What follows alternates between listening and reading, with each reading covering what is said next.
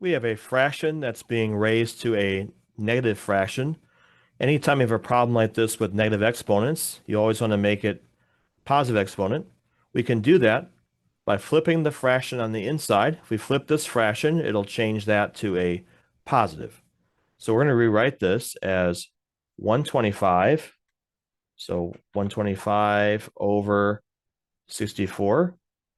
Now all this is going to be raised to the positive 2/3. So by flipping that, makes the outside exponent become positive.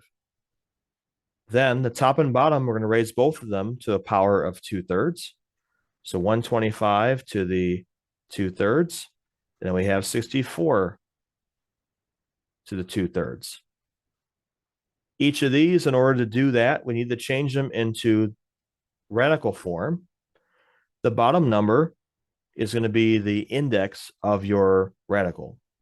So I have the cube root of 125, but because the 2 that's on top, that means that I'm taking all this and I'm squaring it.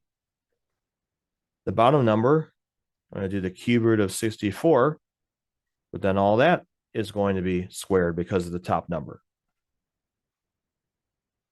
The cube root of 125 is 5, and I'm going to square that. The cube root of 64 is 4, and I'm going to square that one.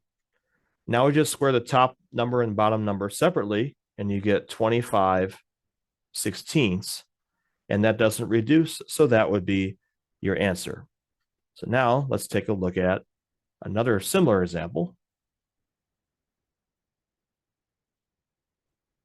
Okay, so this one here, again, we want to start this kind of problem out by flipping the fraction. So we're going to do 27 over 8, so reciprocal of that fraction. It's going to turn this into a positive exponent.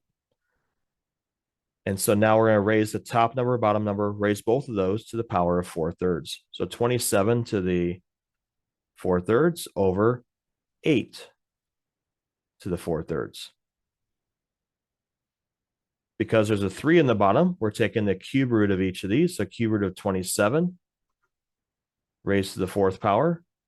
We're going to do the cube root of 8, and that's going to be raised to the 4th power. Okay, so whatever the top number is, that's what you're raising the whole thing to, and then the bottom number is your index.